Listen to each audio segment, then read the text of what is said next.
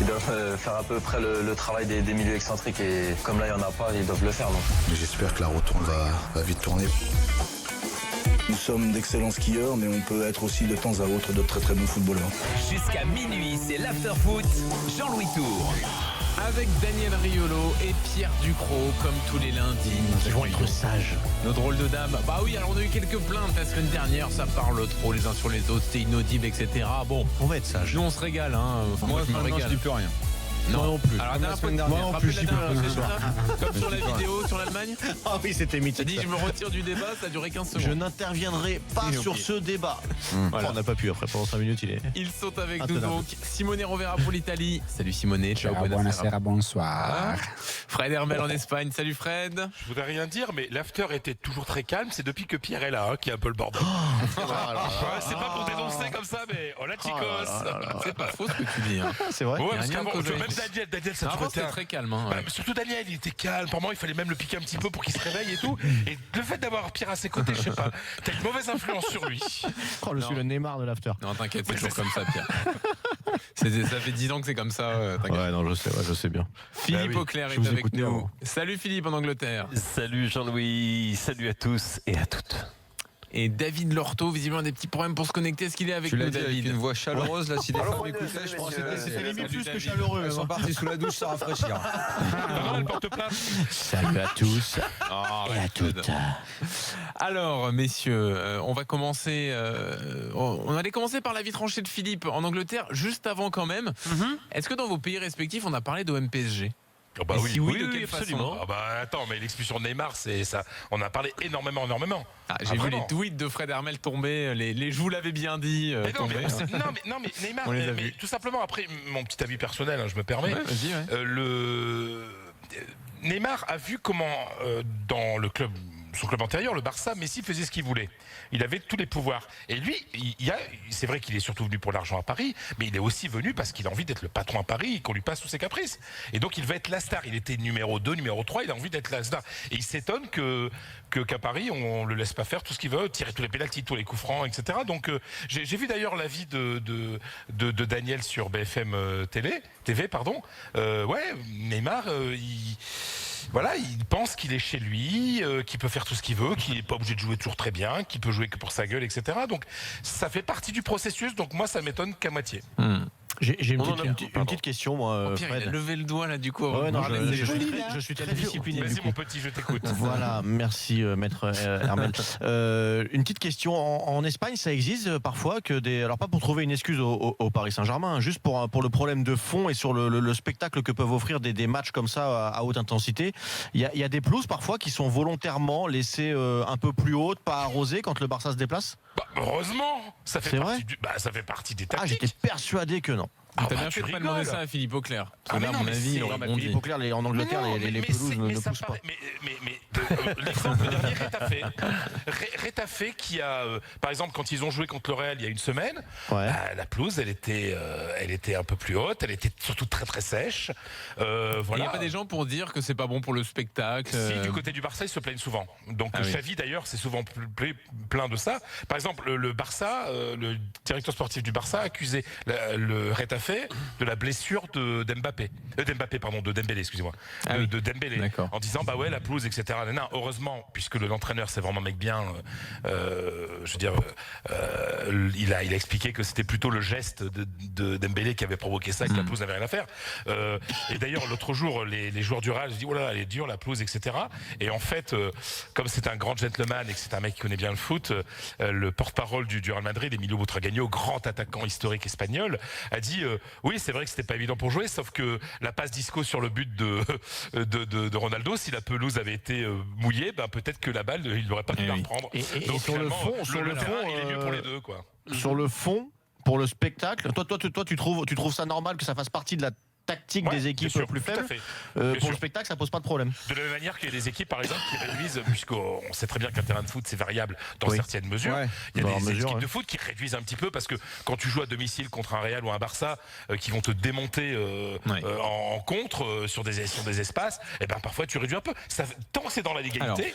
Non mais le côté pour hier soir, moi j'avais appelé ça déjà quand il avait fait à Montpellier le côté Coupe Davis. Ouais, Donc voilà, bon, c'est ça, un petit peu de bonne guerre. En revanche, si vous l'avez vu à l'étranger, au moment où la Ligue 1 cherche à beaucoup se vendre à l'étranger, à redorer son image, à proposer quelque chose de plus agréable en termes de spectacle, je ne suis pas sûr qu'au-delà de ce qui a commencé comme une ambiance très très chaude, le côté jet de projectiles sur la pelouse, insulte à gogo, un petit peu. Ah ouais, mais c'est autre chose. Je suis pas sûr que pour l'image de la Ligue 1, c'est été absolument formidable. Non, mais d'accord. Alors juste Philippe, tu nous disais qu'on on en a aussi pas mal parlé en Angleterre. Oui, le match était diffusé sur une chaîne qui est un petit peu quand même qui est réservée à une minorité de téléspectateurs, mais le match était diffusé en direct.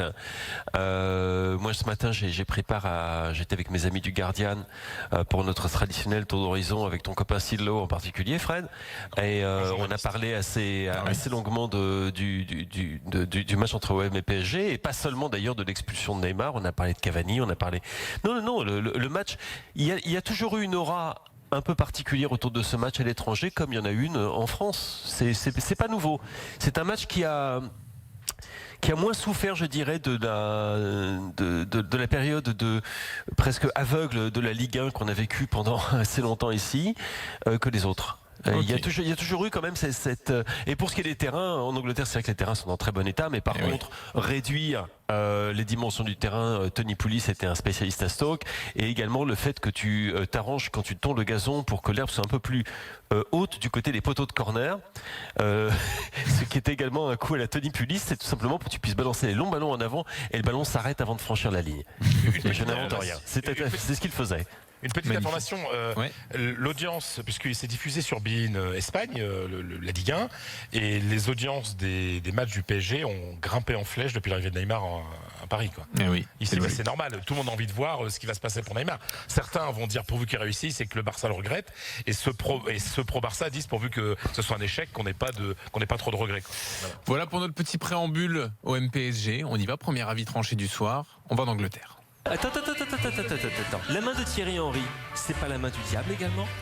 Et tu veux nous parler de Pochettino, Philippe? Oui, il y avait beaucoup de choses dont on aurait pu parler aujourd'hui. J'aurais pu pousser un gros coup de gueule sur Jürgen Klopp, ce que je ferai à un moment ou à un autre. Il perd rien pour attendre celui-là. Ça va pas, hein? Ah, ça va pas, mais ça va pas du tout. On en reparlera, Daniel, parce que le sujet mérite d'être, à mon avis, étudié plus en détail. À chaque fois on dit on en reparle, il faut prendre rendez-vous, mon vieux. Moi, ça m'intéresse. Hein, on en a parlé il y a pas si longtemps, mais je me suis dit, autant positiver. Et autant parler de quelqu'un qui mérite qu'on parle de lui en bien, qui à mon avis à l'indice de performance est le meilleur entraîneur de la Première Ligue, elle est depuis un petit bout de temps. Un homme qui... Qu'est-ce que tu entends par l'indice de performance? C'est-à-dire qu'avec des moyens qui sont bien inférieurs à ceux de ses concurrents directs, il est en train de mener la dragée haute à des clubs qui ont beaucoup plus de moyens. Il le fait en pratiquant un football c'est pas un club de clodo, Tottenham, hein, quand même. Hein. Ouais. Non, mais tu parles de budget de recrutement qui sont du 5e ou du 6e de ceux d'autres clubs. Tu parles d'un turnover qui est très inférieur. Et Oui, excuse-moi, Pierre. Alors non, juste une petite question, dans le budget recrutement, tu comptes les 6-7 prolongations qui ont été faites l'année passée pour tous leurs joueurs majeurs? Oui, parce que ça a coûté beaucoup d'argent aussi quand même. Ça a coûté de l'argent, mais pas tant que ça, parce que les joueurs de Tottenham sont fait payer beaucoup moins que s'ils étaient dans d'autres clubs. C'est une des raisons pour lesquelles c'est un petit miracle qu'ils soient arrivés à conserver cette équipe ensemble. Et c'est un miracle dont il y a une raison, c'est Mauricio Pochettino, puisque c'est bien évidemment de lui qu'il s'agit. Je vois tout simplement un entraîneur qui a pris en charge un club qui était pas un sujet de conversation mais un sujet de plaisanterie, un grand club londonien dont l'heure de gloire était passée depuis longtemps, qui se trouvait toujours le moyen de terminer 5e, 6e, de se planter en finale, et qui est en train d'en faire un véritable prétendant au titre, et qui a montré en une semaine toute l'étendue de son talent, et également de sa diversité, de sa versatilité. Ils ont battu Bournemouth, puis ils ont été faire match nul, et quel match nul au Real sur la pelouse de Santiago Bernabéu, pour ensuite faire complètement exploser Liverpool, avec des systèmes différents, des joueurs différents, malgré les blessés. Et franchement, j'ai qu'une chose à dire, c'est chapeau. Le championnat d'Angleterre a énormément de chance d'avoir un entraîneur comme Mauricio Pochettino en son sein. Et je n'espère qu'une chose, c'est qu'il y restera longtemps, parce qu'à mon avis, il y a déjà une queue assez assez longue pour s'attirer ces services. Et bon, évidemment, je fais un petit clin d'œil du côté de Fred, mais je pense qu'il y a d'autres clubs, d'autres grands clubs en Europe qui se disent. Lui, son truc, c'est d'entraîner le PSG. Oui, j'allais dire, tu peux faire un clin d'œil en France aussi. Oui, c'est ce que j'allais dire. Vous pouvez également penser à ça, mais bon, pour l'instant, et on en vient presque à regretter le fait qu'ils vont être à Wembley qu'une seule saison parce que ils arrivent maintenant à faire venir. Remplir. Oui, surtout, c'est plein, c'est quand même énorme. Hein. 80 000 spectateurs. Mais Tottenham a autant. Je sais l'histoire de Tottenham, que ça fait partie du Big Five historique des clubs à Londres, pas à Londres, en Angleterre, pardon, mais qui remplissent 80 000 pour un match de championnat comme ça, c'est quand même pas rien. Hein. C'est pas rien, mais encore une fois. Parce que traditionnellement, les stades anglais avant les grands travaux, c'était du 40 000, comme Stamford Bridge, Highbury, tout ça, et même White Hart Lane. Donc là, en gros, ils font pratiquement deux White Hart Lane, en gros. Ils font plus de 2 White Hart Lane. C'est quand même où ils les ont chopés, tous ces supporters. Ils les avaient, mais pour avoir des tickets à White Hart Lane, attends, c'était la croix et la bannière parce que tu avais tous les abonnés. Ah oui, absolument. Mais Philippe, il n'y a pas de regret à avoir parce que leur nouveau stade, il va être fabuleux. Il va être magnifique. Il va être absolument magnifique. Un vrai stade de foot. Ils se sont fait un combien, un 50 c'est plus de 50. Ils vont être au-dessus d'Arsenal, 61 000, je crois. Mais c'est un vrai stade de foot. Moi, voilà. Tu as vu les maquettes, ils ont fait très attention à ce que la distance de la ligne de touche au premier spectateur soit aussi réduite que possible, que ça respecte autant la vieille idée des quatre murs. Non, ils ont été. C'était même devenu une obsession. Tu sais que Daniel Levy, le président de Tottenham, ils ont fait faire également des essais acoustiques, de simulation acoustique, pour être certain qu'il y aura autant de bruit dans le nouveau White Hart Lane que dans l'ancien, qui était un des stades les plus chauds d'Angleterre. Et moi, j'attends que ça, mais pour l'instant, moi, franchement, je n'attendais certainement pas. Je m'attendais pas à ce que Tottenham connaisse de gros problèmes. Mais quand tu changes de stade, c'est tellement un problème pour d'autres clubs. Mais lui, qu'est-ce que tu veux? Il y a une part de magie dans ce qu'il fait. Puisqu'on est sur les stades, donc t'es passionné par les stades, Pierre? Ah, moi j'adore les stades de foot. Moi, c'est bien, il y a des anciens joueurs qui disent c'est que le terrain qui m'intéresse. Moi j'adore les. Je trouve que ce sont des vrais monuments, quoi. Des vrais monuments. C'est quoi ton top 3? Moi forcément, parce qu'après t'as le cœur qui parle, mais le Parc des Princes pour moi c'est le numéro 1, mais parce que voilà, j'ai aussi vécu des choses. J'ai adoré le stade du Real Madrid. J'ai adoré ce stade-là, et après le stade où moi j'ai senti, mais ça c'est quelque chose de très personnel, c'était Highbury à l'époque, l'année où je joue à Derby County, quand je descends les tribunes d'Highbury là pour aller sur le terrain, je sais pas, il se passe quelque chose, t'as des frissons, quoi. T'as comme l'impression en 30 secondes que tu vois tout ce qui s'est passé dans ces murs là. Ça m'a impressionné, voilà. Et donnez-nous votre top 3 des stades sur le hashtag RMC Live également. Allez-y, comme Pierre. Moi ça restera toujours Highbury, ça je peux te le dire. Ça c'est parti, mais pas dans mon cœur. Et juste une dernière chose sur Pochettino. Oui, bien sûr. C'est le fait qu'on a parlé, j'ai évoqué très rapidement le fait que c'est une équipe qui est capable de passer d'un système tactique à un autre avec énormément de facilité, ce qui est le propre des très très bons entraîneurs. Guardiola est évidemment l'exemple numéro 1 pour ça. Mais c'est également le fait que tu vois des joueurs qui, exactement comme à Manchester City, se transcendent. Et je pense par exemple, je pense pas seulement, si tu veux, à l'alpha et l'oméga de Tottenham que sont Hugo Lloris et Harry Kane, qui jouent tous les deux en ce moment, à mon avis, le meilleur football de leur carrière. Je pense plutôt aux autres. Je pense à Serge Aurier, qui est un joueur qui a été très très décrié. Je le vois jouer arrière gauche face à quand même Mohamed Salah, qui fait également la meilleure saison de sa carrière. Il est très très loin d'être ridicule à ce poste-là. Et je vois Son, le Coréen, à qui on fait appel une fois, c'est la semaine des 4 jeudis. Il est là, il répond présent. Non seulement il répond présent, mais il est brillantissime. Aurier, il joue à gauche alors. Il a joué à gauche absolument. De toute façon, comme il fait que courir et qu'il a pas de pied, peu importe. Daniel aurait pu il a été très très bon, franchement, Daniel. Il a franchement été excellent. Mais ça, de toute façon, il sera meilleur en Angleterre qu'en France. Ça, c'est une certitude. Ouais, mais bon, en tout cas, voilà, c'était mon avis tranché. On tranche trop dans le vif. Moi, je voulais vraiment faire la louange d'un quand ça va à Noël, et ça ira très bien. Ils seront très bons. Et l'un et l'autre en Angleterre, ils seront bons, tu verras. Non, mais ce qui est le premier, enfin le signe précurseur de Stoke City, ils n'ont pas besoin d'un arrière gauche. Le signe précurseur de tout ça, et tu as eu raison tout à l'heure d'en parler aussi, c'est tous ces joueurs majeurs que Tottenham a conservé et qui a prolongé l'année passée. Dele Alli, Eriksen, Kane, ils sont pas restés juste comme ça, quoi. Ils sont sont restés parce qu'il y avait effectivement un bonhomme à la tête du truc. Quoi. Ouais. En revanche, il n'y a plus de bonhomme à la tête d'Everton, hein, Philippe. Oui, absolument. Ronald Koeman, écoute, voilà, avant le début de la saison, je pensais qu'Everton, j'étais pas le seul, serait un club à suivre pendant grosse saison l'année dernière. Ils sortaient d'une grosse saison, ils font un recrutement qui est quand même tout le monde maintenant dit ouais mais il était psy, c'était ça. Moi je me souviens très bien au moment de ce mercato, tout le monde disait la vache, ils font bien leur boulot et il leur a manqué un attaquant. Le problème c'est plus un problème je crois d'adéquation de la personne au club et à l'identité du club. Il s'est passé quelque chose pendant cet été et ça a tourné vinaigre. Les joueurs, c'est pas qu'ils l'ont lâché, c'est qu'ils ne croyaient plus en lui. Ils savaient que il allait partir un moment ou un autre. Là la correction reçue contre Arsenal a été le déclencheur que l'on attendait. Hein. C'est pas tellement surprenant, mais cela dit, bon, ça fait il y a un très très joli club à reprendre à Liverpool, les gars, pour ceux que ça intéresserait. Un très très bon club avec un bon effectif, un superbe stade et tout ce qu'on voudra. Ce qui est fou, Philippe, c'est que tu passes quand même la saison dernière avec moi, je me rappelle de nombreuses louanges sur Koeman et sur la saison d'Everton. Il se passe un été et tu arrives à une situation où tu ne peux plus faire autrement que de virer ce coach qui est devenu le plus mauvais pour Everton, tu vois. C'est pour ça que je te dis, il a dû se passer quelque chose. Il a dû se passer un truc, et à mon avis, c'est un truc qui s'est passé en interne. Les bruits que j'entends, les infos que je reçois du club même, ou de gens qui sont au club, il y a eu une espèce de fracture, de fracture entre Ronald Koeman et le reste de l'encadrement d'Everton. Et quand ça se passe, dans un club comme Everton, qui est franchement un club communautaire au sens anglais, ça peut faire très mal. Les joueurs le savent, le public le sait, le public est très très dur à Goodison Park.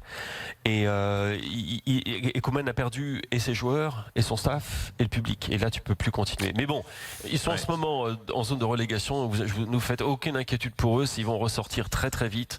On verra qu'il y a de la qualité. Alors je sais qu'on n'a pas beaucoup de temps, mais si jamais c'est possible, juste quand même un petit coup de chapeau, un autre coup de chapeau à passer, à donner à Sergio Aguero, qui a égalé le record du plus grand nombre de buts marqués par un joueur de Manchester City dans son histoire. Ce n'est pas rien. Il le battra peut-être même dès cette semaine. 175, c'est ça 177. Exactement, égalant le record d'Eric Brook. 177 buts, il est arrivé en 2011. Ça vous donne une idée du bonhomme. Et puis sinon, moi, je ne sais pas si on a le temps, mais Liverpool, on en reparlera plus tard parce qu'à mon avis, il faut qu'on prenne le temps de parler du Jurgen Klopp. Et, on le fera la semaine prochaine. Si il va encore perdre la vie tranchée. Non, il sera là. Mais également Manchester United. Oulala. Écoute, on va aborder tout ça, mais effectivement, il y a pas mal de choses à dire. Petit carton des top 3 des stades. Hein. Forcément, ça tombe sur le hashtag RMC Live. Et alors, t'as qui pour l'instant ? Déjà, par exemple, le top 3 de HG, j'ai un doute parce qu'il me met Stadium de Toulouse, San Siro, Vélodrome. Bon, le Stadium de Toulouse, faut me dire, mais c'est pas cool. On va dire ça. C'est pas forcément l'architecture du stade, c'est un moment précis qui a fait que c'est associé à un souvenir. Il y a beaucoup de Bernabeu, beaucoup d'Old Trafford. Et Bollard, il y en a ? Parc des Princes. À Bollard, j'ai pas vu. J'ai pas vu ton tweet, Fred. À toi, de toute façon, ça doit être Bernabeu, Calderon, Bollard. Faut fermer les virages à Bollard. Le jour où les virages seront fermés à Bollard, ce sera magnifique. Bollard, une seconde, puisqu'on est dans le truc. Pourquoi j'aime Bollard, outre le fait que c'est mon stade, c'est que je me souviens, j'étais stagiaire à Radio France Fréquence Nord. J'accompagnais un journaliste. C'était un soir en semaine. Jean-Pierre Mortagne ? Non, c'était pas Mémuche, c'était un jeu dont j'oublie Mémuche. Je sais plus comment il s'appelait, un grand là. Et c'était un mercredi soir, un match de deuxième division, comme on l'appelait à l'époque. C'était un Lens, je sais plus contre qui. Ça faisait 1-1 à 80e minute. Il faisait moche, il faisait froid, le ciel était bas. Bon, dis-le, un match de merde. Ouais, mais c'était l'horreur. Et un type du COP sort sa trompette, il commence à jouer la balade des Champs Heureux, et tout le monde de Gérard Lenormand, et tout le monde commence à chanter la balade des Gens Heureux. Rien que pour ça, t'aimes ce stade, quoi. Voilà, ce sont des histoires. J'ai du Celtic Park qui tombe aussi avec. J'ai un Bollard de Joseph. Il ajoute le Monumental de Buenos Aires. Bombonera, non Oui, Bombonera, c'est fabuleux aussi. Bon voilà, allez-y, envoyez-nous vos top 3. Et puis moi, Craven Cottage, bien sûr, de Fulham, qui reste mon stade préféré en Angleterre. Daniel, t'en as pas un top 3 à nous donner ? Non. De stade ? Très bien. Merci, David. Notre jeu n'intéresse Non, pas. vous lui avez demandé d'être discipliné, il est discipliné ce c'est soir. incroyable. Le Westfalenstadion. Très bien. Oui, il tombe aussi, le Westfalenstadion. Ok. Très bien. Dans un instant, l'avis tranché de Fred Hermel. On va voir si Daniel continue sa grève jusqu'à minuit. Non, pour tout te dire, j'étais en train de répondre à Jean-Michel Aulas. Ah, bah tu nous dis ça dans un instant. Allez, à tout de suite. Monsieur Coteau-les-Grands.